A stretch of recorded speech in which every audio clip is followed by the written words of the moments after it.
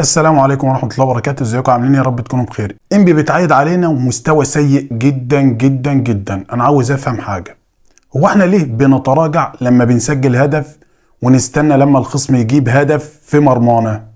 عايز افهم، فهمني يا عم كولر. واسوأ ما في المباراة الاربعة اللي موجودين في خط الظهر، مفيش لاعب قادر يضايق مهاجم انبي وهو بيطلع يجيب الكرة هدف. الراجل احرز هدفين بمنتهى السهوله، اقسم بالله حرام اللعيبه دي تلبس تيشيرت الاهلي. لما المهاجم الاحتياطي النادي انبي يجيب فيك هدفين بمنتهى السهوله دي، لازم ننتقد ونتكلم ونشوف فين اخطائنا.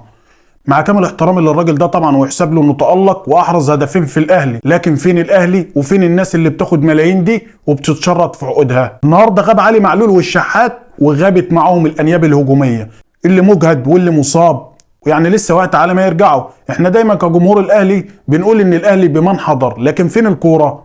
انا شوط اول مستحوذ على الكوره ب70%، انما الاستحواذ هيعمل ايه وانا داخل فيها هدفين؟ فوق كده معانا يا عم كولر، عشان ربنا يكرمنا في اللي جاي. ليه ما لعبتش بكريم الدبيس اساسي ويقدر يعمل لك كروستات داخل المنطقه في وجود موديست؟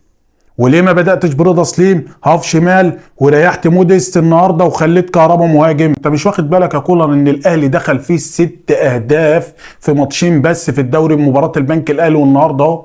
صح كده يا كولر، داخل عليك ماتشات تقيله جدا في الدوري وفي دوري الابطال، فعايزين ربنا يكرمنا، ونكسب الماتشات دي. جمهور النادي الاهلي ما بيحبش يخسر. راجع نفسك في اختيارات التشكيل ولعب كل واحد في مكانه علشان يدوك كل اللي انت عايزه. عمر كمال يلعب ظهير ايسر ليه وانا عندي لاعب صغير ولعب معاك ماتشات وكمان كويس جدا؟ وليه موديست يبدا كل الماتشات؟ موديست سنه كبير، ليه ما حطيتوش تبديله في بعض المباريات؟ النهارده كهربا احرز لك هدفين في وجود المهاجم الاساسي اللي هو موديست، اللي كل ما يفكر يسدد الكوره لازم تيجي في لاعبي انبي. يعني كان بيلعب مدافع مع لاعبي انبي. انا مش شايف موديست عمل اي حاجه.